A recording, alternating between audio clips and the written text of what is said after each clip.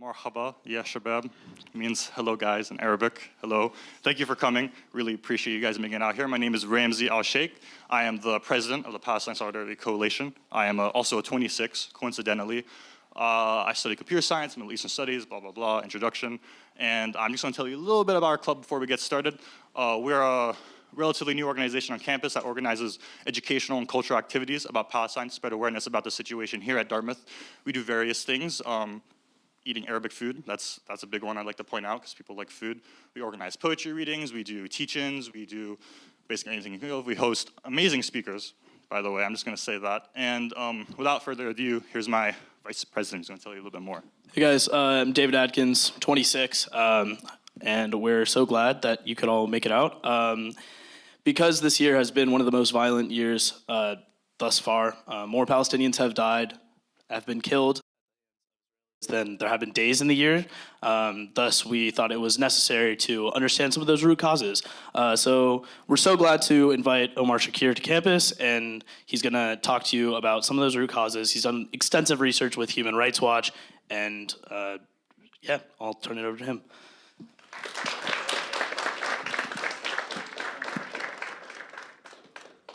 Thank you so much. Oh. How's that? Is that better? All right, great. Thank you all for coming. A special thanks to the student organizers, to the University Network of Human Rights for sponsoring this event, and for all of you for making it out here in whatever 15-degree weather, whatever it is now in the area. I was asked to say a little bit about myself before I dive into the sort of substance of the presentation. So I am a human rights lawyer. My background is that I'm Iraqi American, so I was born and raised in California. My family came from Iraq originally. I did my undergrad at Stanford on the West Coast and did my law degree back there as well. And I've been practicing human rights law for a decade now. I started my first assignment at Human Rights Watch was actually covering Egypt. I documented mass killings of protesters after the military coup in 2013, including the Rab'a massacre, which was one of the single largest day killings of protesters in modern world history, on the order of the Tiananmen massacre. I then worked for 2 years for the Center for Constitutional Rights, where I represented men detained in Guantanamo Bay and did other work, including around police surveillance in the United States and around representing professors fired for their free speech. And I spent the last 6 years as the Israel-Palestine director at Human Rights Watch. I was based in Jerusalem, Ramallah, until late 2019 when the Israeli government deported me over my human rights advocacy. And I've since been based largely in Jordan, although I'm now a little bit more back and forth between the US and Jordan.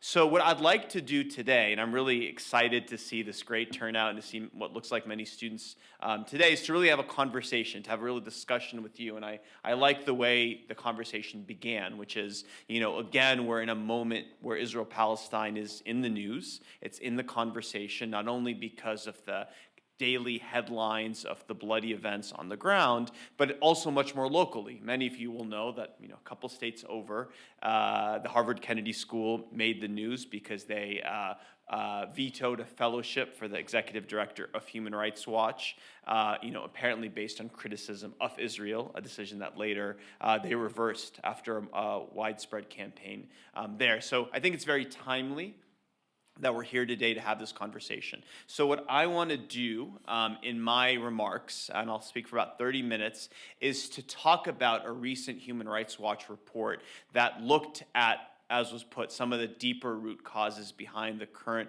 protracted reality. So I want to lay out for you a little bit about what Human Rights Watch does, how we went about doing the research, the law that we evaluated, and then the findings that we reached. That'll be the bulk of my presentation. And then towards the end, I'll sort of conclude a little bit with what we see as the way forward to a better future. Where's the handheld mic, by the way?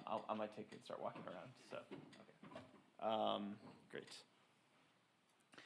So let me start by saying a word about Human Rights Watch. I'm sure many of you in the audience have heard about Human Rights Watch. Maybe you've cited our work in papers. We cover human rights abuses in nearly 100 countries around the world. Our methodology is premised on investigating human rights abuse. So we undertake factual investigations.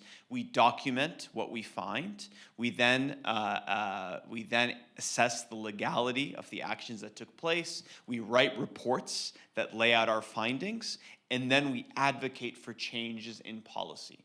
We cover every country in the Middle East and North Africa. We cover many thematic areas, and we work in many different contexts. I am part of the Middle East North Africa division, and where I sort of oversee our work on Israel-Palestine. So we've been working on Israel and Palestine for well over 3 decades. And really that's sort of the starting point for the report that I want to talk to you about today, because the impetus for that report was the sense that despite the fact that we've been working for so long, and there are many vibrant, strong Israeli and Palestinian human rights organizations, today Israel's occupation of Palestinian territory, the West Bank and Gaza, and we'll talk all about what that means in my presentation, is now 55 years old. And progressively, we've continued to see the situation on the ground deteriorate slowly and slowly and slowly. So about 5 years ago, when the occupation turned 50, we at Human Rights Watch began evaluating where we are today. Where is the human rights movement on Israel-Palestine? And we had an increasing sense that despite the fact that we've documented so many different kinds of human rights abuses, right? Killings of Palestinians in Gaza because of unlawful airstrikes, detention and torture of Palestinians, including children, land expropriation, so many different types of things. Despite all of that work, when you come to a place like Dartmouth, many other campuses, the conversation about Israel-Palestine, especially in the United States, continues to be guided by things like the two-state solution, the peace process, 2 equal sides. And our sense was that despite all the human rights documentation on the ground, we were failing to speak to the underlying reality on the ground, we being the human rights movement. So, if I were to describe the situation in Israel-Palestine today to like a 10-year-old or a 12-year-old, I would say the following 4 sentences. I would say that today, between the Jordan River and the Mediterranean Sea, one government primarily rules. In this area, you have 2 groups of roughly equal size who live there: Jewish Israelis and Palestinians. That government's policy has methodically been to privilege members of one group, Jewish Israelis, and systematically repress members of the other group, Palestinians, because of who they are. Now, that simple summation of that human rights reality in Israel-Palestine probably is at odds with almost everything you hear about Israel-Palestine if you listen to US media, if you have discussions in most places.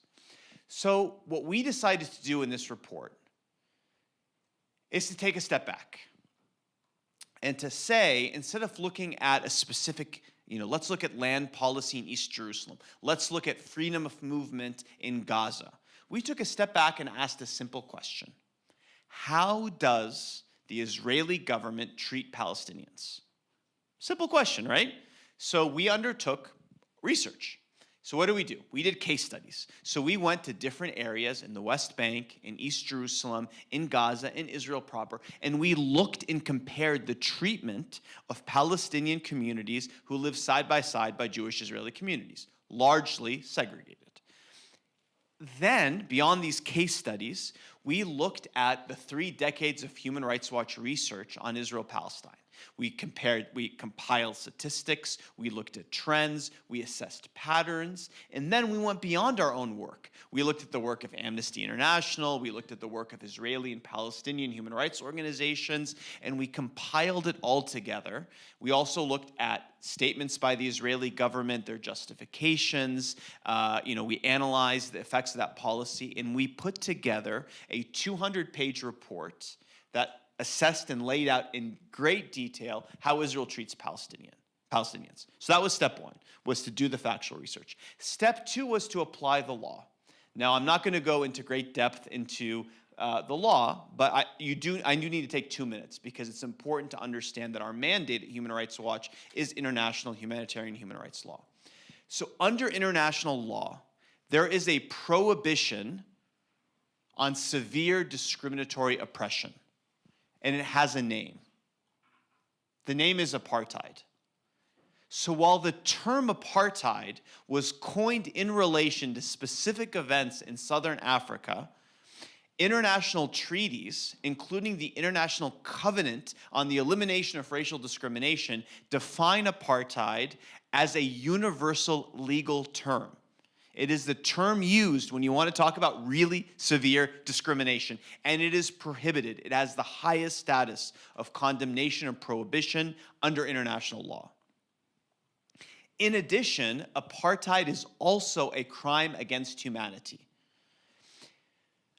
All crimes, for those who know a little bit about law or have watched your occasional law show, know crimes have few elements. You have to prove these elements to prove a crime.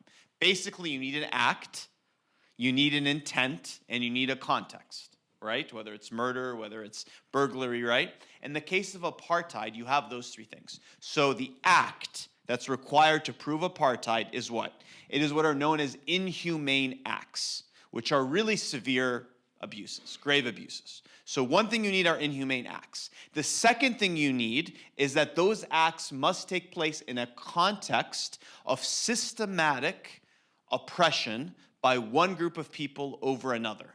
So the intent, so you have the act, and then you have the context. Systematic oppression in the context, inhumane acts. The third part is the intent. The intent required is what is known as an intent to dominate. You must commit the inhumane acts with the intent of one group of people to dominate another because of who they are, in essence. Let me parenthetically note that our report also talks about a second crime against humanity known as persecution. I won't go into great depth, though I'm happy in the questions to discuss it. It basically means severe abuses of fundamental rights when combined with a discriminatory intent. So there's a large overlap. Okay, so let me take a step back again. We did the research I described. This is the law. We applied the law to the facts. Human Rights Watch 101. Human Rights Watch on this basis concluded that the Israeli government is committing the crimes against humanity of apartheid and persecution against Palestinians. So now to get to the bulk of my presentation, how did we make that determination? So I can't in 30 minutes reduce 217 pages into, but I'm going to give you, with each of the three elements I laid out, a quick synopsis of how we reached that conclusion. Okay, so let's start actually with the intent to dominate. So one of the three elements to the crime. Human Rights Watch, based on our research, concluded that Israeli authorities have pursued an intent to maintain the domination by Jewish Israelis over Palestinians in the area between the Jordan River and the Mediterranean Sea, so across Israel and Palestine. Now, that intent has largely manifested through the desire to control two things: demographics and land. Basically, the maxim of maximum land for Jewish Israelis, minimum Palestinians. So let me give you an example of the demographically driven policy.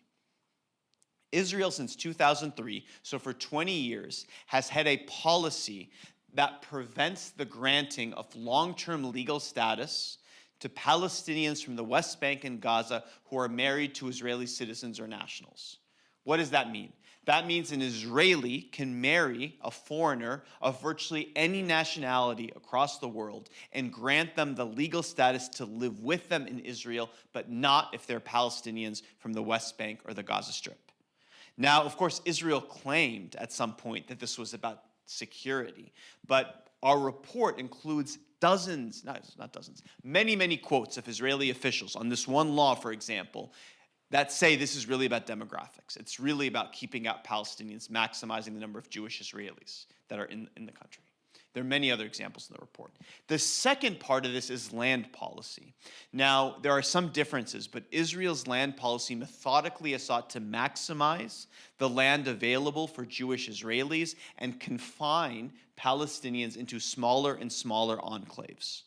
Now, to give you some examples, in Israel proper, so when I say Israel proper, I'm referring to the 78% of the territory between the Jordan River and the Mediterranean Sea that is today referred to as Israel. So in Israel proper, the Israeli government has a formal policy which they call Judaizing the Negev and the Galilee.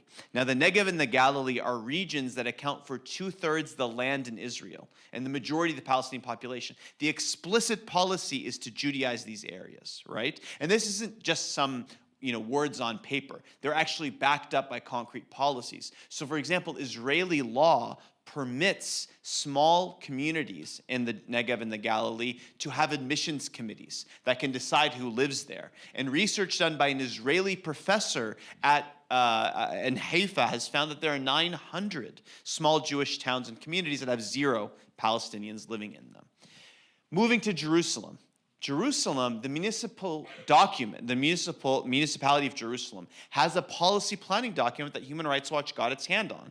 And that document lays out that the objective of this municipal government is to, quote, maintain a solid Jewish majority in the municipality. By the way, it's not just that. They actually lay out target demographic ratios that they hope to maintain between Jews and Palestinians. And it's not just that. They talk about policies they want to enact in furtherance of that objective, like densification of Palestinian neighborhoods. Moving to the West Bank. In the West Bank, the Israeli government has, through decades of planning documents, articulated a vision of building settlements. Now let me take a step back. The West Bank, including East Jerusalem, is occupied territory under international law, right? Because Israel occupied it in 1967. That's the 50-year mark I noted, which is now 55 years. So when you build Jewish Israeli settlements in the West Bank, you're committing a war crime because the Fourth Geneva Convention prohibits the transfer of one's civilian population to territory acquired by war. Israel is not only now has 700,000 or so Israeli settlers in the West Bank, but their policy planning documents state that we're going to build settlements such that they divide Palestinian communities, such that they maximize the land for Jewish Israelis and confine Palestinians into smaller and smaller areas.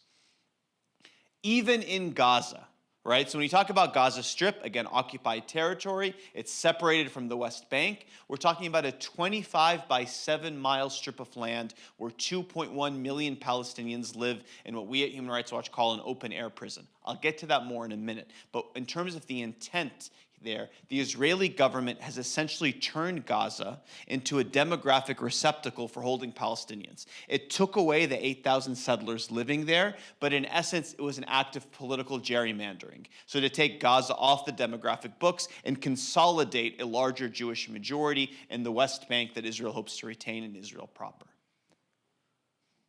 One more thing on intent that I want to say. Israel often justifies its policies towards Palestinians in the name of security. However, many of the abuses at the heart of apartheid, whether they be the confiscation of Palestinian land to build settlements, whether it be the granting of building permits only to Jewish Israelis but not to Palestinians, or whether it be the marriage law that I described earlier, have zero security justification, even that the Israeli government offer, with the exception of what I noted on the marriage law, when it comes to permits or land. And even where security is a legitimate consideration Israel has, for example, vis-a-vis Gaza, the Israeli government has gone so far beyond what international law permits that security can no more justify apartheid than it could justify torture or other grave abuses of the same caliber. So, on the basis of everything I just said, Human Rights Watch concluded that one of the 3 parts of the puzzle, the intent to dominate, is there vis-a-vis Israel's treatment of Palestinians. So let's move together to part 2, which is the context, the systematic oppression. Human Rights Watch found that the Israeli government has built a 2-tiered system that methodically privileges Jewish Israelis at the expense of Palestinians, and that it does so through systematically oppressing Palestinians. Now let me walk through how it does so, because it takes different forms in different areas. So let's start with the West Bank.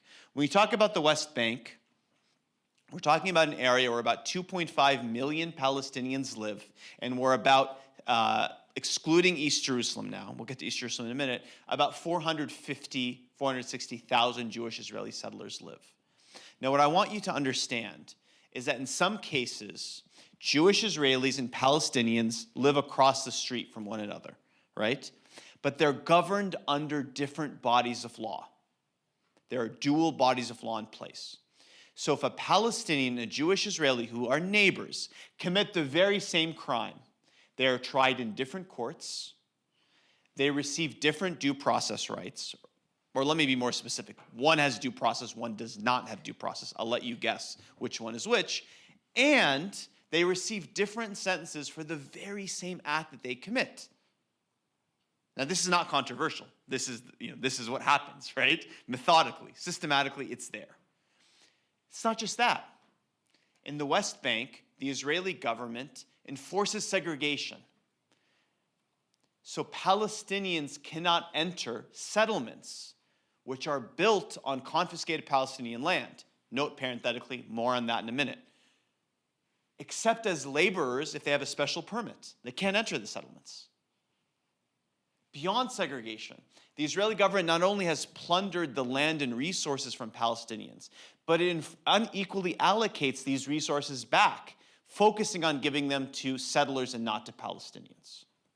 So that's the West Bank. Quadrant 2, let's move to East Jerusalem. So East Jerusalem is part of the West Bank, but Israel annexed it into its own territory in 1967. But the same dynamics persist. Let me give you an example. Today, if we had two Dartmouth students, one was Jewish Israeli, one was Palestinian, and they both came from Jerusalem, the Jewish Israeli would be a citizen of Israel. They could stay at Dartmouth as long as they want. They could take a master's degree. They could eat at Foku, more years if they want. They could do a PhD here, and they would go back, and they would be still citizens of Israel who could live in Jerusalem. Now, a Palestinian who could be from the very same neighborhood, maybe across the street they live from East Jerusalem, they are stateless. They are not citizens, right? And they could even lose that residency status solely because they're out of the country for too long. And about 15,000 Palestinians have had this happen to them since 1967. Same people, living in the same city, doing the same thing, different legal status, different ramifications. Let's move to Gaza. I said I'd get back to Gaza. You often hear about Gaza when it's in the news because there's been another Israeli attack or a rocket attack by Palestinians. But I want you to understand the daily reality in Gaza. 2.1 million people who live in a situation where they cannot leave that 25 by 7 mile strip, except if they fall within a narrow band of humanitarian exemptions. Nobody in, nobody out unless you have a life-saving procedure that you need done outside of Gaza, and the Israelis are nice enough to give you a permit. Let me give you a real example. My colleague, who I supervise and manage, lives in Gaza. Okay, she had never left Gaza until the age of 31. So when I first started working with her, she had never left Gaza. We worked remotely for a year and a half. We managed to pull a rabbit out of a hat. Long story, got a foreign embassy involved. We were able to get her out, and I met her for the first time after. 31 years old. This is a well-educated, very smart, ambitious young person in Gaza who works for Human Rights Watch. You can imagine what the majority of people in Gaza have never left. And let me be clear about something. This is not a security policy. So my colleague was allowed to leave because we got an embassy involved. But she's right now in Gaza. If she wants to leave for any other reason, for a training, to visit a relative, to go on vacation, God forbid, she can't. Not because she's been security blocked, but because the Israeli policy is not to let anyone in or out. And this is not just a policy about movement of people. It's also about movement of goods. So for the first 3 years of it's a 15-year policy, but the first 3 years of this policy, 2007 to 2010, the Israeli government had a calculation of the average caloric intake that a Palestinian Gaza should eat, and they only allowed imports up to that minimum threshold. That went public, the Israeli government changed their policy. But they continue to maintain restrictions on what goes in and what goes out. And exports, including strawberries or eggplant, are really severely restricted. So as a result, the economy of Gaza is in shambles. 80% of the population today relies on humanitarian aid. Unemployment's around 50%. The majority of families spend the majority of their day without electricity at home. It's about 12 hours a day of electricity. And GDP per capita since the early 1990s has gone down compared to today. And Gaza is an urban population. Again, 2.1 million people in 12 by 7 miles. Systematic oppression. The fourth quadrant is Palestinian citizens of Israel. Now, Palestinian citizens of Israel are citizens, unlike the people in Gaza and East Jerusalem and the West Bank. 20% of Israel's population is Palestinian.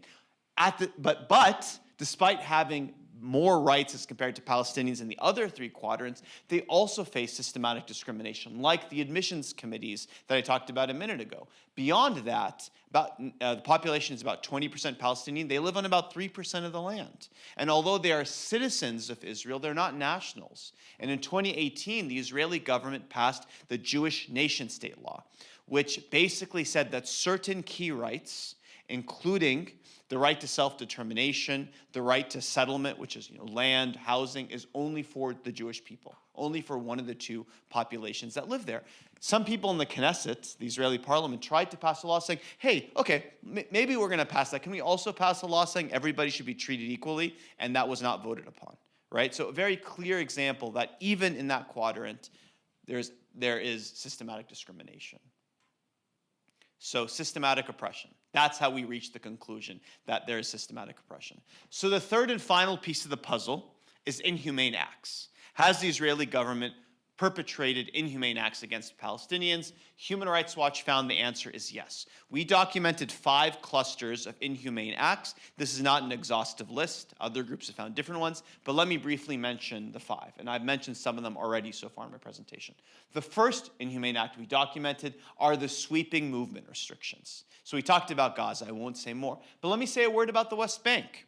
So in the West Bank, Palestinians require difficult to obtain permits to enter East Jerusalem and large parts of the West Bank. Now let me make this point clear to you. Probably everybody in this room could today get on an airplane, fly into Tel Aviv airport, and go to East Jerusalem or go to parts of the West Bank. Well, except for me, because the Israeli government deported me, but that's another story. But the rest of you guys could go, but not a Palestinian who lives in the West Bank, including some that live 2-3 kilometers, a mile or two away from East Jerusalem. They cannot go without a permit. Not only that, but their movement even within the West Bank is constrained by checkpoints. According to the UN, the Israeli government has established 593 checkpoints and other closure obstacles within the West Bank that can turn a short commute to your home, to your school, to your place of work, into an hours-long, humiliating ordeal. On top of that, the Israeli government has built a separation barrier 4 times the length of the Berlin Wall, in areas twice the height, that largely is built on Palestinian land and separates Palestinians from communities, from schools, from hospitals. All these movement restrictions that I mentioned. By the way, while all this is happening in the West Bank, Jewish Israelis have largely unfettered movement into and out and around these checkpoints.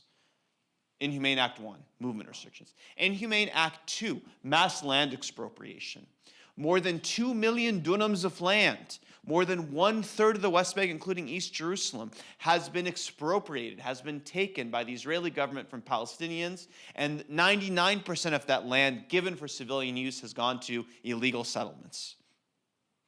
The report goes into excruciating depth about the mechanisms that the Israeli government uses to expropriate land. I will not bore you, or else we'll be here until breakfast tomorrow, but happy to talk more about those mechanisms in the Q&A. This land expropriation has reduced Palestinians to living in 165 territorial islands. That's a term used by B'Tselem, the Israeli human rights organization. Because you take more land, Palestinians get squeezed more and more. Inhumane Act number 3, we talked about the land expropriation, the movement restrictions. Number 3 are the demolitions of Palestinian homes and the policies of forcible transfer. So in what is known as Area C, which is the majority of the West Bank under Israel's exclusive control, it is virtually impossible for a Palestinian to get a building permit. Between 2016 and 2018, according to Israeli government data, the Israeli government issued 100 times more demolition orders than building permits from Palestinians in this area. Meanwhile, settlements expand widely, which are also in Area C. Same policy applies in East Jerusalem.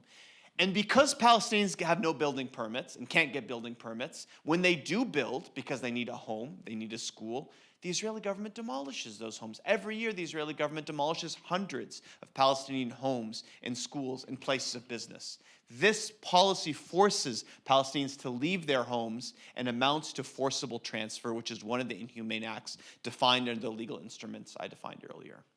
Inhumane Act number 4 is the stripping of legal status, the right to live in their homes for hundreds of thousands of Palestinians who lost their, like the Jerusalem example I gave, they lost their ability to live in their homes because they were abroad for too long, or because they moved to the wrong area, or because they were not there when the occupation began, and their descendants. More than 500,000 Palestinians faced this fate.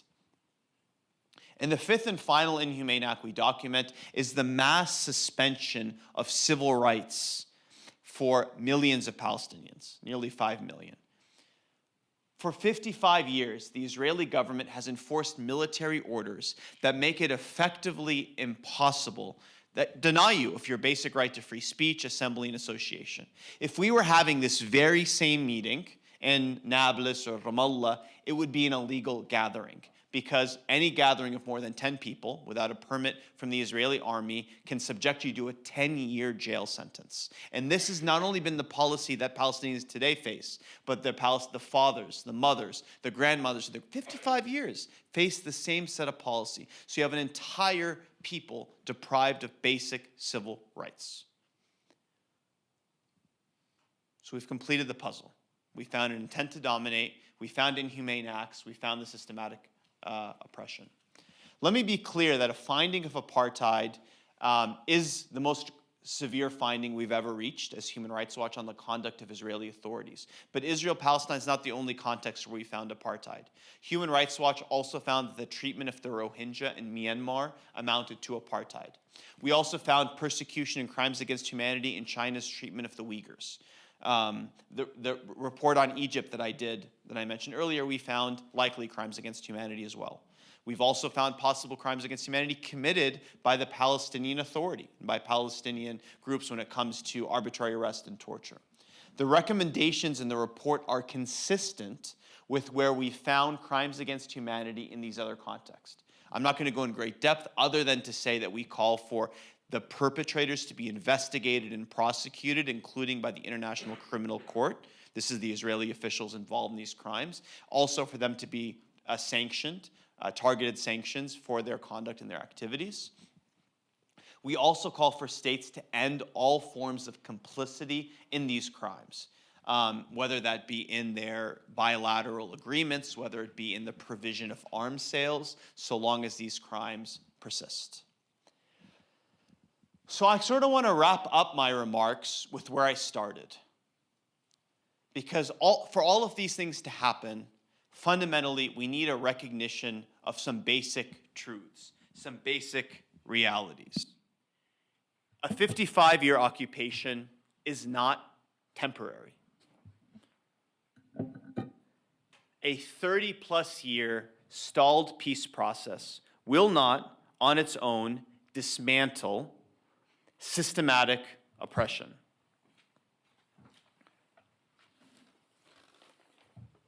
Denying millions of people their fundamental rights solely because of who they are is not simply a matter of an abusive occupation. Democracy, as my good friend Hagai Al-Ad, the executive director of B'Tselem, put it, is the rule of the people, not the rule of one people over another. A daily reality of structural violence, a daily reality of repression, a system methodically engineered to privilege one people at the expense of another, is not a conflict between two equal sides.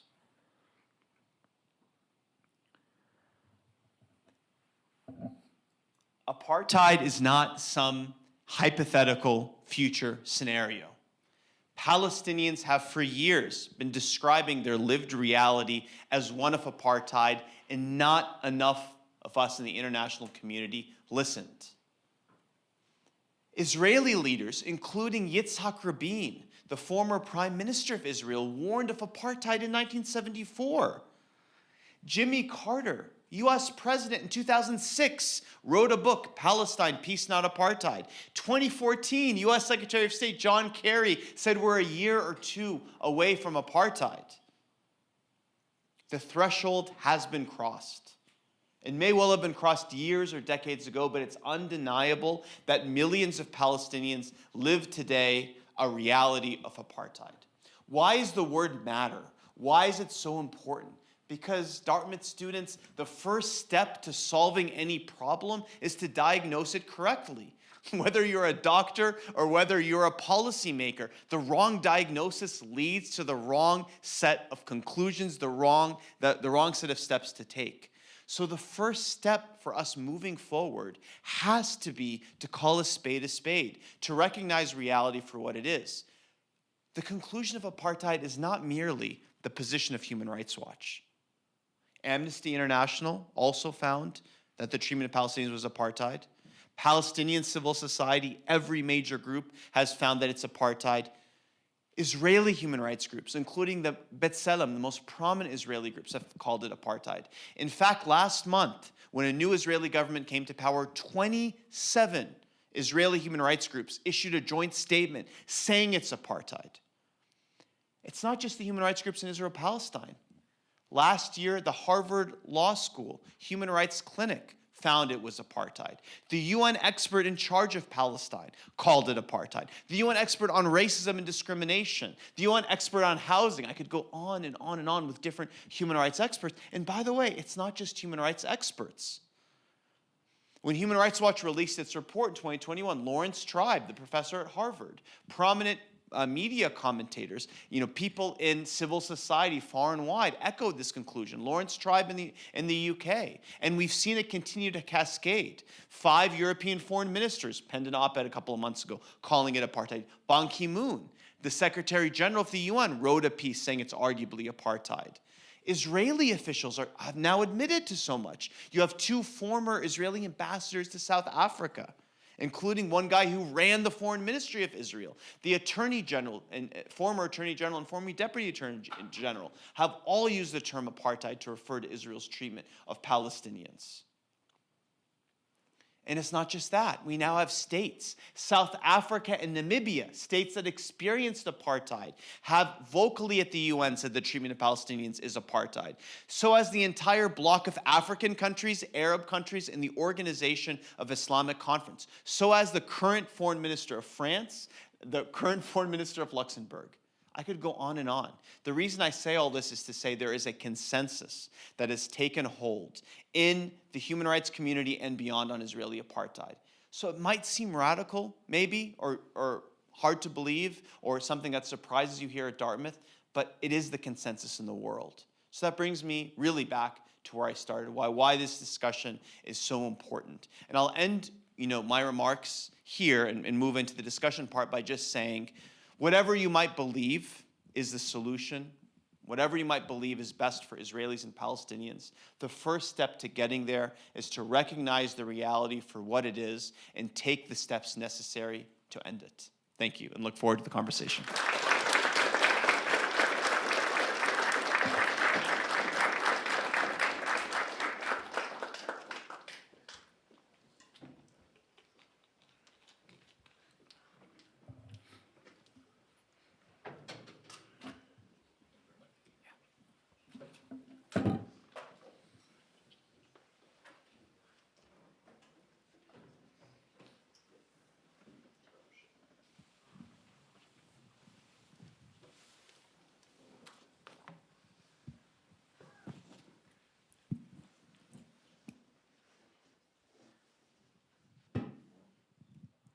Well, first of all, I just want to thank you so much for coming to campus again. And I think I can speak on behalf of everyone when I say that you gave us a lot to think about. That was a great talk. I don't know about you guys, I really enjoyed that. So thank you for coming. Really appreciate that. So we just had a couple questions we wanted to kind of give from our perspective, and then we'll open it up to you guys. I'm sorry if this is a form of putting myself over you, but I really want to ask him some questions. So yours is first, I believe. Dave. Yeah. So first of all, I mean, I think we're all pretty riled up right now. So in what ways can we as student activists ensure that we have a legitimate role in the fight for justice for Palestinians? Yeah, I think one of the things I've learned doing human rights work, for well over a decade now, is a lot of impact is localized. I think it's important for everybody, to speak out. So I encourage you all to use your social media, to tweet about this, share reports, share information, share accounts from on the ground. That's important. You should certainly, for those that are American in the audience, write to your elected officials. Do all that stuff. Right? As you say in Arabic, "Ala aini wa rasi," do it, on my head, do it, right? Yeah. But that's not enough. I actually think a lot of what you can do is local here in Dartmouth. So I would, as students, look at your institution. Are you in any way using your investments or using your connections to aid and abet these serious crimes? The thing that's interesting about Israel-Palestine, having worked on human rights in many countries around the world, is that there is a deep connection between the Israeli government, businesses, and this repression. It's not, I've done reports on Airbnb. Probably many of you used Airbnb, which brokers rentals, on land stolen from Palestinians. Just stop for a second. Imagine a Palestinian is forced out of their home. They can't even rent the Airbnb and pay for staying on their own land, right? As I said, they can't enter the settlement except as laborers bearing special permits. And Airbnb is, so we exposed that Airbnb 12 hours before our report was released, pulled out, and then they got pressured into going back. But there are many other ways that even Dartmouth, whether it's through its endowment, whether it's through its connections and et cetera, could be implicated. So I think as students, I would encourage you to continue to have these discussions, but also look at ways you might be able to press your institution to ensure that it is not in any way being complicit in abuses. On that topic, I can assure you Dartmouth, as great as it is complicit quite significantly in Israeli occupation through the endowment. The PSC has been looking into some endowment reports and research. Most of it's confidential and done through private brokers, but off the top of my head, I believe there's over at least 10 Israeli companies which we are invested into, among others. And then again, this is from the 1% that I could view in the endowment office. So that's something we need to look into more, and I think it's a very poignant point to bring up. And then second question that I want to ask you, the movement that classified occupation as apartheid is relatively recent, at least in the mainstream sphere. But the actual, conflict, quote unquote, goes back much longer to 1948, which is when the ethnic cleansing of Palestinians started. So my question is, how should the international human rights movement view these historical events of 1948 and 1967 in light of these recent pushes to recategorize it?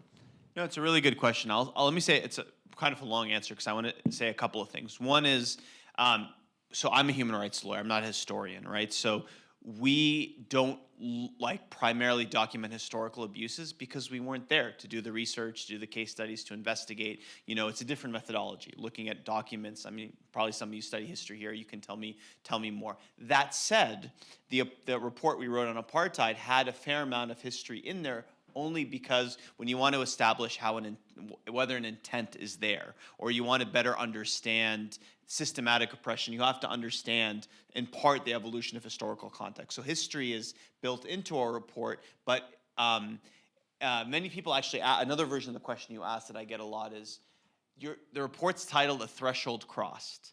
When was the threshold crossed? That's a nice grammatical trick. You said a threshold crossed, but you didn't say when.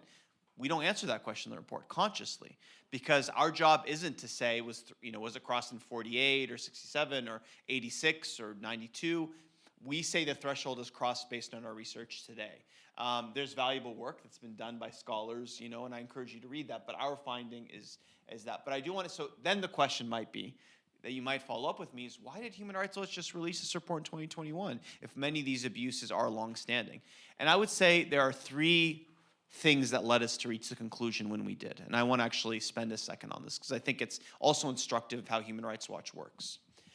I can answer that question in a factual, a legal, and a methodological way. So let me start with the methodological.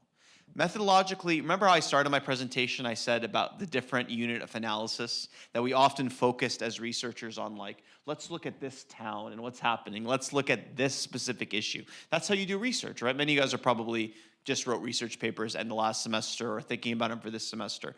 So we took a much broader research topic, which was, how does Israel treat Palestine? That wasn't a research question we asked before. But you need that kind of research question to get to a finding of apartheid, because you're talking about a systematic oppression. Then there's also a factual, legal answer. The legal answer is that all the stuff I talked about, the crimes of apartheid and the terms, that has existed for decades. But there have been very few prosecutions, actually 0 prosecutions for the crime of apartheid in any court anywhere in the world. So most people did not actually think about apartheid as a legal term. But there was a key change, which was in 2015, Palestine, as a state, acceded to the Rome Statute to the International Criminal Court, which meant that the International Criminal Court suddenly had jurisdiction over crimes committed in Palestine. One of the crimes they had jurisdiction over was the crime of apartheid, because as I mentioned, it's one of the 11 crimes against humanity in the Rome Statute. So that was another one of these aha moments where, like, all of us were like, oh wow, maybe we need to look at the applicability of this crime in this context. So the methodological switch, the legal, and then there's a factual switch. So going back to my puzzle, the inhumane acts and systematic oppression, they go back years, if not decades, if not more than that, centuries. But the intent to dominate, which is where I started, for many years, the Israeli government claimed, right, this is a temporary situation, we want a peace process, and even though you could poke holes in that narrative going back years and decades, it gave them plausible deniability of an intent to dominate. That has gone away in the last few years. What's happened? The Israeli government has stopped saying it's temporary or that there's a peace process. They say we want to rule over Palestinians in perpetuity. They've stopped pretending it's equality and democracy. They passed a law in 2018 saying Israel is the nation state of the Jewish people and the Jewish people alone, as I noted earlier. They then talked about formal annexation of the West Bank, which is only a formality because in practice they've already in effect annexed the West Bank. So when that conversation happened, it became very, very clear that as a human rights organization that applies the law, and by the way, we don't write legal briefs. We don't make arguments of something. We reach findings. And the evidence was so overwhelming that apartheid was there that it was the conclusion we had to draw. So when those things happened together, it led us there. But again, I want to end this answer by saying Palestinians have been saying it's apartheid for a long time. And maybe all of us, not just me as a human rights lawyer, the human rights movement, but the world, we should have listened to them.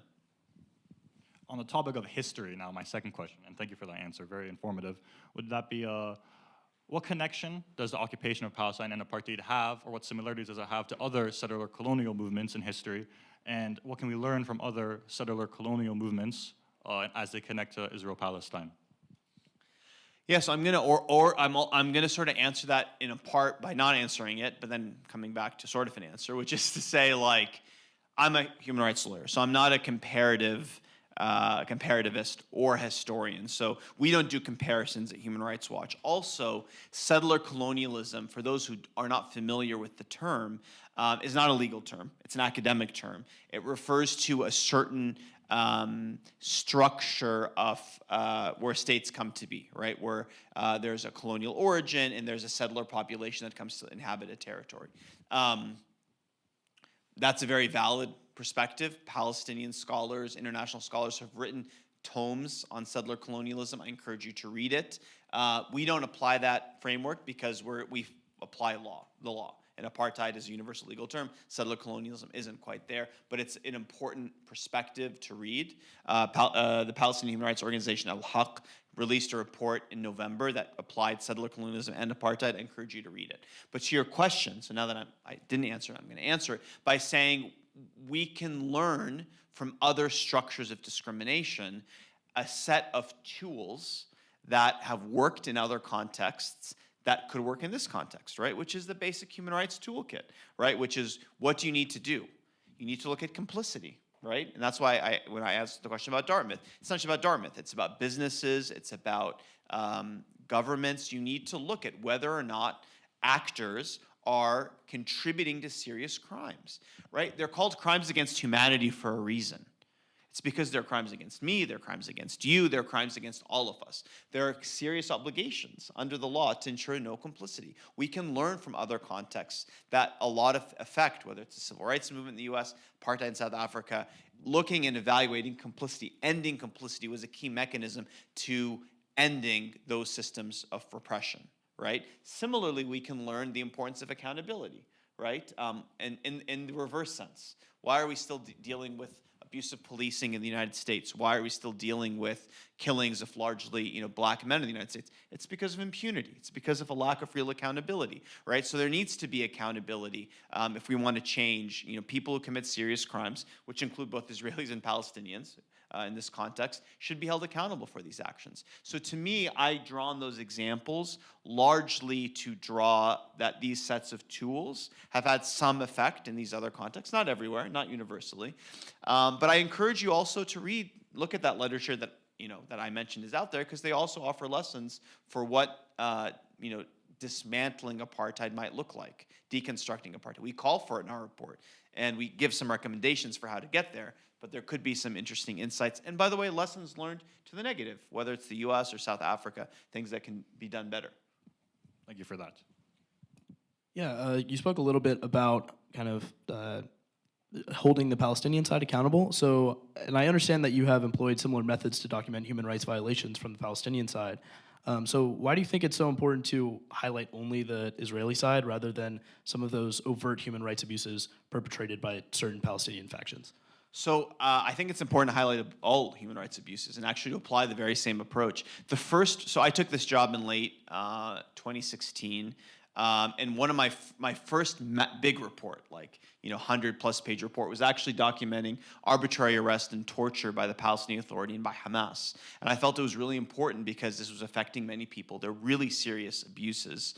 And it's a huge part of the repression Palestinians faced. And we very similarly, like this report, we called for the International Criminal Court to investigate. We called for cutting security assistance to Palestinian security forces. So that was really, really important to do. And I was just, in July, I made a presentation to the UN Committee Against Torture, arguing that you need to find that the Palestinian authorities are torturing systematically, and they need to be held accountable for it. So we believe in highlighting all of this. But the reason probably I'm here speaking just on the Israeli abuses and on the Palestinian abuses is because we need to recognize that what is the reality we have today? It's what I said in my concluding remarks. It's not two equal sides, right? There's no equality here. Let me make it very concrete for you. I keep talking about the area between the Jordan River and the Mediterranean. That's the area where Israel-Palestine lives. 90% of the territory between the Jordan River and the Mediterranean Sea, the Israeli government is the sole governing power. That's all 78% of the land is Israel, and then 12% is the majority of the West Bank, Area C that I mentioned, where Israel is the exclusive sovereign. No other sovereignty but Israel. Even in the remaining 10%, which is Gaza and pockets of the West Bank, while the Palestinian authorities, by that I mean Hamas in Gaza and the PA in the West Bank, they collect the garbage, they provide some health services, they fix potholes, and they provide education, and they torture. And that's kind of it, right? Israel continues to be in charge of who goes in and out. They control the airspace, the water space. They control the collection of taxation. They control the population registry, which you need to be in to get ID cards. They control the extraction of natural resources. Even the Palestinian president, if he wants to leave his home more than a kilometer, he needs a permit from the Israelis to do so. So Israel is the overarching sovereign, so let's not fall into the myth of two warring sides. Yes, the PA exists. Yes, the PA and Hamas are committing serious abuses. But no, this is not a case of two equal powers that are at conflict or war. So in a word, you're saying it's about the relative magnitude, scale, and the full context that determines, what we focus on and what we kind of bring to light. It depends what you mean by focus. We at Human Rights Watch have a methodology of documenting abuses by all parties, right? And, anytime we release a report on Israel-Palestine, likely either Israel doesn't like it, the Palestinian Authority doesn't like it, Hamas, maybe two of them don't like it, maybe one of them loves it. So invariably, we do all of it, right? But you have to talk about where we are today. We're sitting in New Hampshire, we're sitting in the United States, and our complicity with Israel is undeniable. Our complicity with, homemade rocket attacks by Palestinian armed groups in Gaza, or with the Palestinian Authority. Actually, with the Palestinian Authority, there is some complicity, by the way, because the U.S. has done training and provided some security systems. So that's actually a real thing. But it doesn't compare in scale and magnitude to what we provide Israel, which is really unique not only in the Middle East, but in the world. Thank you so much for your response. Very informative. Just one last question about kind of media language about Israel and Palestine. How might media language and poor media representation of Palestinians lead to a lack of productive conversations surrounding atrocities in Palestine? To what extent could more objective media representation change this paradigm and potentially lead to a shift in U.S. relations with Israel? I think it's a huge part of the problem. I mean, part of the reason I started my presentation with the disconnect between how you talk about Israel-Palestine here and what I research and document every day when I was on the ground before the Israeli government expelled me, but I still have a team on the ground. I still manage that team, supervise them. That disconnect, in large part, is there because of how people consume information, right? And unfortunately, I'm not a media analyst, and you can probably study that in your communications department of why media coverage is the way it is. But certainly, it often doesn't give a fair representation of the reality on the ground, right?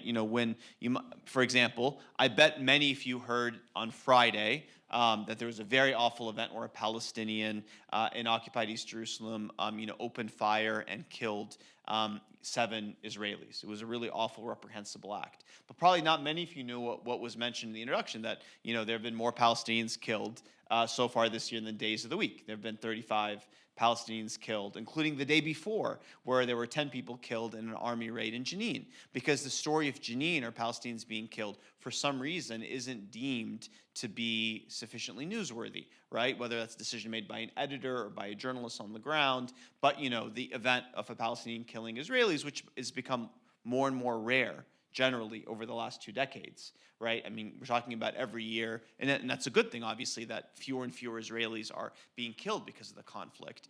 But in killing is only the tip of the iceberg. You'll notice I spent 30, probably 35, or maybe even 40 minutes speaking, and I didn't really talk about killings or that. I mean, that's all there too.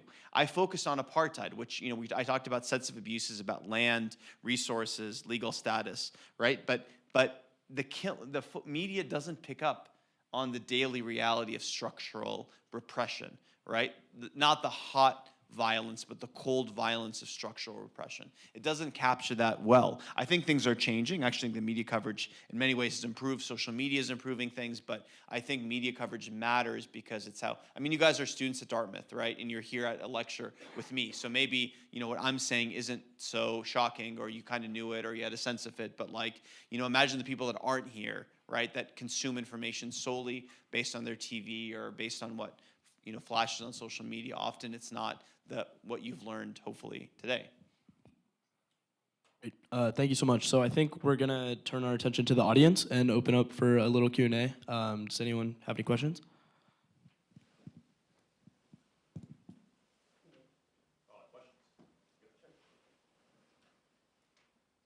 Great, we'll start right here. And please speak into the mic. We can probably hear you all, but this is mostly for the recording as well. So. Hi, you mentioned accountability a few times, and from my understanding of how the ICC works, it relies a lot on the power of the UN, which is largely controlled by the few major countries who have the most power globally. So without a desire to change either from the major countries who mostly have vested interests in the survival of Israel or Israel itself, how necessarily will accountability occur? Do you want me to go question by question or take a few? Okay, so good question. So yes, you're right that one of the mechanisms for the International Criminal Court to have jurisdiction over a situation, let me take a step back because I'm not speaking to lawyers, okay? So the International Criminal Court it's not like a court, here in Hanover that you just can, a crime is committed, they have jurisdiction over it. They have the ability to look into it. The International Criminal Court operates by mostly consent of states. So states sign the Rome Statute, and they accept the court having jurisdiction over crimes that reach the gravity of what's in the mandate, like crimes against humanity, right? So you're right that one of the ways the ICC can have jurisdiction is if the UN Security Council refers a situation to the ICC, like what happened in Libya. But that is not the only way the ICC has jurisdiction, right? It also has jurisdiction when a state signs the Rome Statute over the territory. So what happened in Israel-Palestine? Israel, of course, didn't sign the Rome Statute, right? By the way, the U.S. didn't sign the Rome Statute either, so don't laugh at Israel too much because the U.S. didn't either. But Palestine did. They said, hey, we accept it, including crimes committed on our territory. Israel and Palestinians, by the way, have committed crimes in the state of Palestine. So the International Criminal Court prosecutor opened a preliminary examination many years ago, and 2 years ago opened a formal probe. So, because the ICC prosecutor has independence. They're not controlled by states. Now, do states exercise influence in politics? Of course. Law is not, unfortunately, above politics, especially not international law.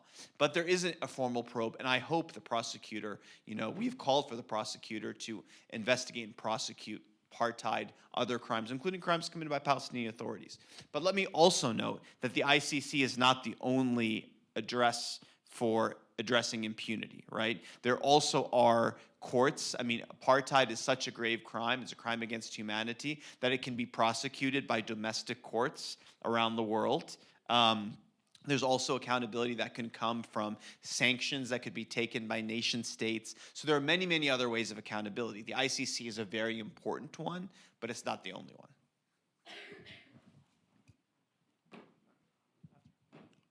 one. Okay, thank you for the great presentation. So kind of building up on that, I'll straightly go to I've written so many things. I'm gonna go to my question. So do you think without all the backup that the US has given to Israel throughout these years, Israel could have had the capability to do all these crimes? And do you think unless USA is gonna change their mind somehow, stop backing up Israel with all the vetoes they're doing or all the helps, like military helps and everything, even financial helps they're giving to Israel, do you think anything special could happen in real world, or is just so many human rights activists giving out lectures and articles and nothing's gonna happen in the ground?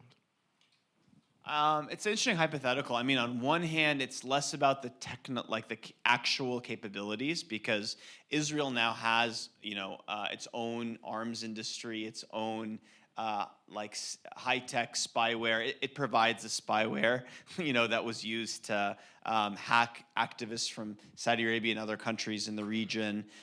So Israel has the technological capabilities. It's much more about the political support and the political cover.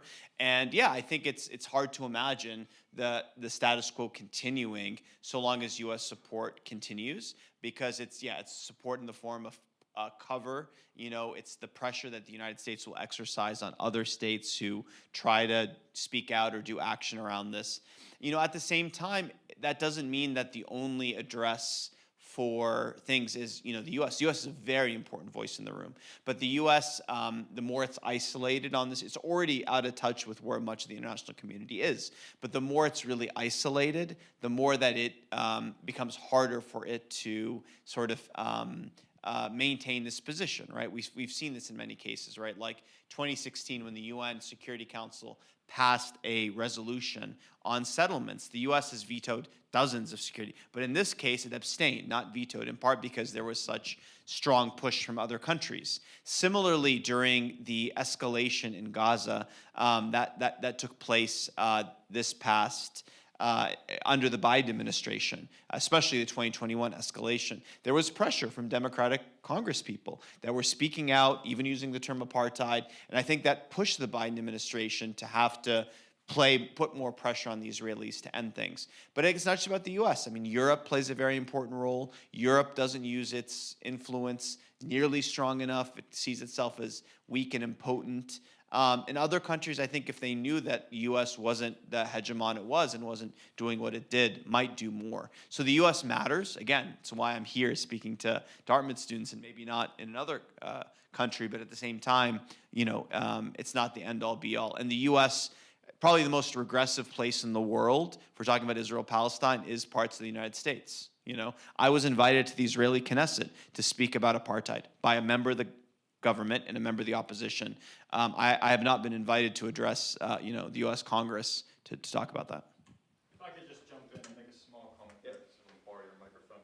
The mic's up, so my voice is loud enough for the recording anyway. So from the perspective of a student organizer, I think that's a really great question, because here in the US, we kind of have, I think, some of the greatest agency in making a difference here. We are the ones speaking to our representatives who are going to Congress, making these vetoes, who are approving all of this aid. We have a voice, and it's a small voice. But I think as student organizers in this country, which is providing so much political and material support, it's really up to us, or at least a large part of it is up to us, to make a difference, to make this kind of positive impact. So I think we need to keep that in mind and not fall into nihilism or something like that. Sorry to steal it from you, Mr. Shakir. Another question? In the back also. How's it going? Thank you for your remarks and thanks for coming. You talked a lot about like the restrictions on movement, the restrictions on work, the restrictions on labor. And I was wondering if you could talk more about like these bureaucratic hoops that Palestinians have to go through, sort of based on the case studies that you've looked at. For the average, Palestinian, what does the process look like to actually get these permits to, for example, leave Gaza or to build a settlement or to leave the West Bank even? What does that look like for the average Palestinian, and how accessible is that process? That's a great question, because I think that's what, when we talk about the cold violence of a bureaucracy and machinery designed to crush a people, it's in the bureaucratic process. So every process is different. So for example, for a Gaza resident who wants to leave Gaza, right, they have to apply for a permit, with the Israeli government, and that it's done. Palestinians actually take the application to the Israelis, but they have to, for example, prove that they fit one of the narrow, I talked about humanitarian exemptions. So one of them I said is a life-saving procedure. So if you're a Gaza, so for example, Gaza doesn't have the equipment to treat cancer. Like, because of the closure, Israel doesn't allow in the kind of radiation technology needed. So if you're someone who has cancer and you need treatment outside of Gaza, you need to basically apply to the Israelis. You have to get a doctor's note showing you have this cancer. You have to get an invitation from a hospital, say in Ramallah. And by the way, I should note this, West Bank and Gaza are under international law one territorial entity. And actually you should be able to move between Gaza and Ramallah the way you might move between, Hanover and Boston or something, right? Like it's one, even Israel recognizes it one country. But you have to get the permission from the hospital in Ramallah. You have to prove your medical condition. You have to apply to a Palestinian authority. The Palestinian authority has to transfer to the Israelis. And you have to wait for the Israelis to approve you or not approve you. We did research one year, and we found that there were, I don't remember the exact number, I think it was 2018, that there were 55 Palestinians who died while waiting for the Israeli bureaucracy to review their app. Doesn't mean they would have been saved. They might have still died even if they got the medical appointment. But it shows you the kind of bureaucracy that exists, right? And many of these applications, Israel just doesn't even bother responding to. Our report has a lot of these case studies. It's not even just about the medical appointments. There's another reality, which is if you want to, for example, your husband is you're a Gaza resident and your husband is in the West Bank. Again, it should be Hanover, Boston. Maybe some of you guys are in these kind of long-distance relationships. You should be able to go back and forth, but it's basically impossible for the Gaza resident to get a permit to go see their spouse in the West Bank. So in our apartheid report, you'll read a case study about, and we interviewed this person, we looked into the case of where these people got a divorce because they met because this one person, I think, had a unique circumstance where she had something in the West Bank for a week, had to come back to Gaza, met somebody, couldn't go back. The guy couldn't come into Gaza, so they ended up not being able to live together. There are many, many stories like this. So each thing is different. West Bank residents, I'll give you another story. This is a human rights colleague. Amnesty International, you've heard of them. They had a field worker who lived in a neighborhood of East Jerusalem on the Palestinian side of the separation barrier. Okay, Palestinian, works for Amnesty International. His mother got cancer and was in a hospital in the other side of the separation barrier, but in the occupied territory. He applied for a permit to be by her bedside.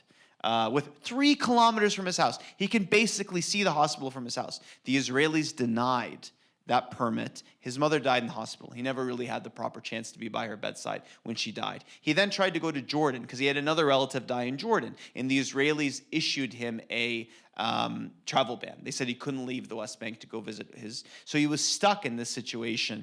This is a representative of Amnesty International for many, many years. So I can give I could talk at you for a long, long time about these many things, but it's exactly these kind of stories that actually tell the story of apartheid.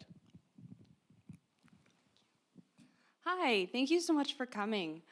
So this is more of a kind of personal question. It's not really legal or historical or policy, but as someone who has done a lot of reading and a lot of writing about Palestine as a student, I think in my time here, there's always something new that is really upsetting. Like even in your talk, it's just kind of like, oh my God.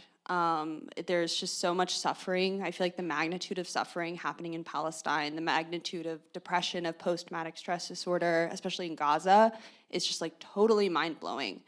And I think that something that I struggle with personally is how to kind of see Palestine as a place where creative people exist, where happy, joyful people who exist, people who are capable of love, people who are emotionally complex and multidimensional exist in the face of such extreme suffering. And so I guess my question is just, how do you personally find a balance between acknowledging the level of trauma and of suffering and of hardship in Palestine, while also recognizing Palestine as a place where there are a lot of people, a really diverse group, who are, individuals who are really complex? Yeah, I mean, it's a good question. I mean, yeah, Palestine's also a very vibrant place. It's a place where I remember one of my first trips to Israel, Palestine. I mean, this is a story that maybe illustrates your point exactly. It's the first thing I thought of when I heard your question. I remember I was actually a university student, and I was in a bus in the West Bank, and we were stuck for 5-6 hours on a bus, trying to get to Nablus because the checkpoint just wasn't letting people through that day.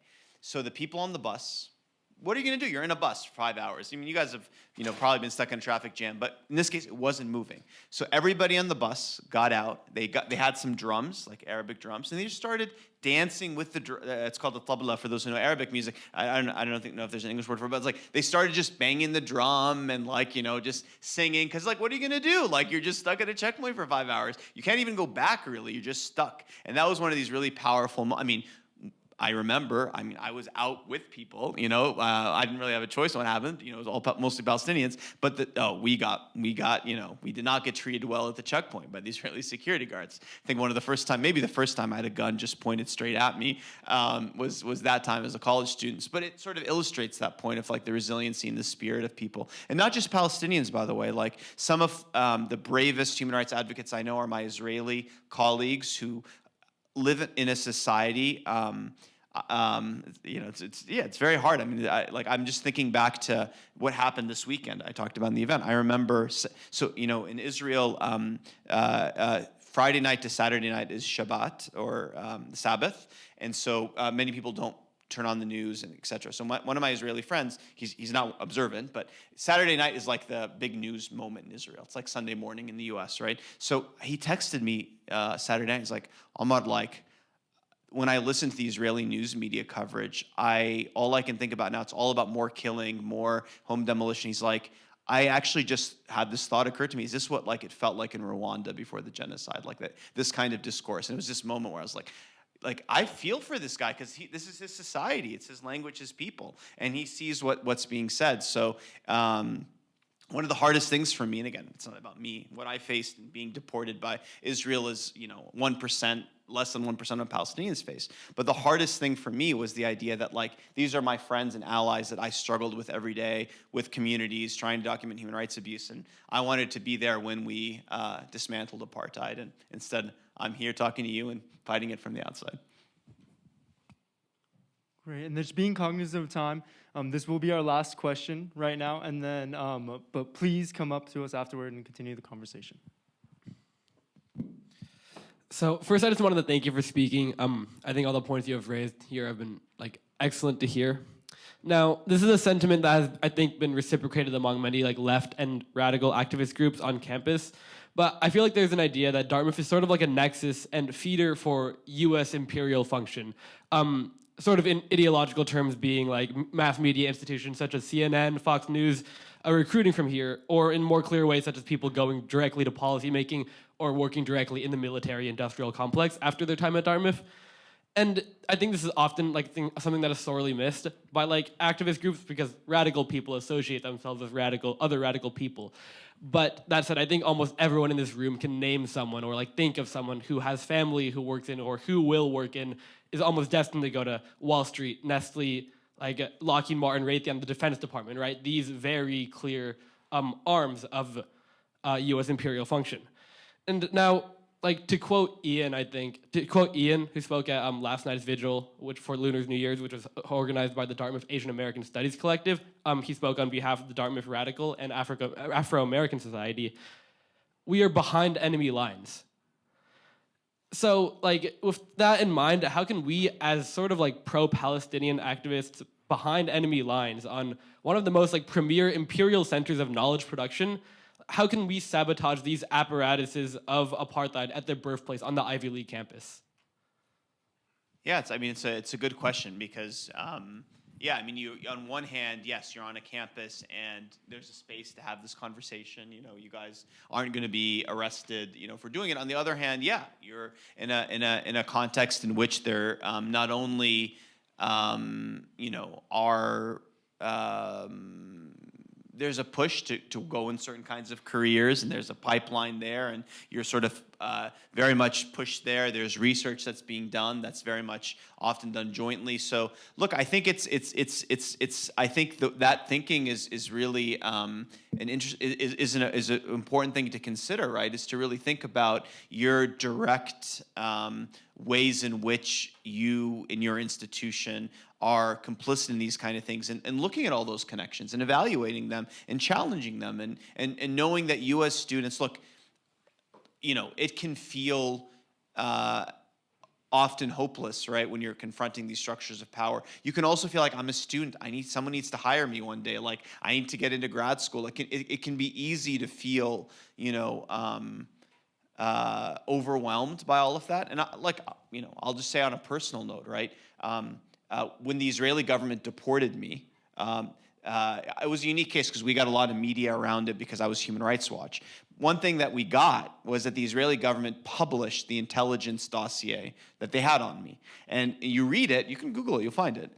It includes things I did as a student, activist as a student. And they had like screenshots of flyers and, student group websites from Stanford where I was and all these other things. And, it's a reminder that like people are also in part afraid of the power of college students, right? But all I'll say is that when you're challenging these structures of power, this is the time to think about, to do that, and just know that as much as the odds seem against you, you're on the right side of history. I firmly believe that that things have the potential to change, will change. I do believe there's, I'm an optimist. You have to be one to do this kind of work. I do believe there are things that are starting to change, despite the reality on the ground being as ugly as we've ever seen it. So I would just encourage you to keep doing what you're doing, and to know that it might be scary, it might be, but things are shifting, and I for one, see all the time people who speak and do what they believe in, and not only are able to help play a part in really important change, but also are able to, find a way to make a life doing that. So, yeah.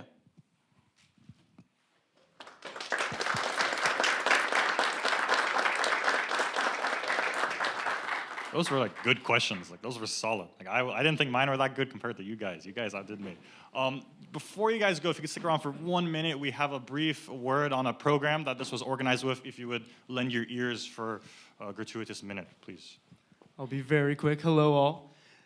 First, thank you so much, Omar, for joining us on campus tonight, as well as the Palestine Solidarity Coalition for co-organizing this with us. My name is Kenny Morris. I'm with the University Network of Human Rights. I'm the Program and Communication Associate there. And I want to let you a little bit in on a program where you can get involved in the substantive issues in human rights happening right now, including on Palestine.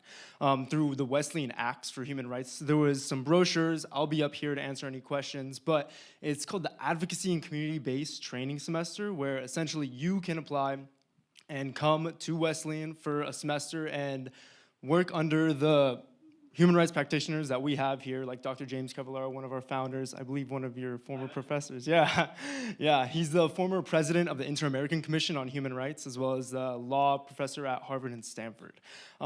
You will be working directly with these kinds of practitioners for a whole semester, receive unparalleled training. And you'll have a simulation exercise, one of the only of its kind, where you will get hands-on training in a controlled setting before you then, in between, or after this semester and in between the next one, you'll spend it abroad with the supervised training, learning from communities, supporting on-the-ground movements. If you have any questions, please reach out to me. I think this last January we had students in Patagonia in Argentina, supporting the Mapuche communities there in land rights. They were also in South Korea, documenting historical accountability, as well as Nagorno-Karabakh in Armenia, excuse me. So if this is at all interested in you, come speak to me after class, and I'd love to give you more information. It is important, the deadline for this, for Dartmouth specifically, is closing pretty soon, so if you have any interest, like, please come talk to me. Yeah, absolutely. I trained under Jim Cavallaro that professor. He was at Stanford, and I was there. I would not 100% have gotten my career in Human Rights Watch if not for his training. So I think the fact, and he left Stanford to form this NGO, and now he's letting undergrads do that work. So I would do it.